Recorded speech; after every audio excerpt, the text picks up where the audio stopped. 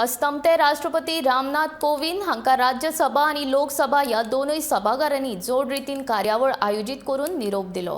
ह्या वेळार उपराष्ट्रपती व्यंकय्या नायडू, प्रधानमंत्री नरेंद्र मोदी, लोकसभा अध्यक्ष ओम बिर्ला हाजीर आशिल्ले।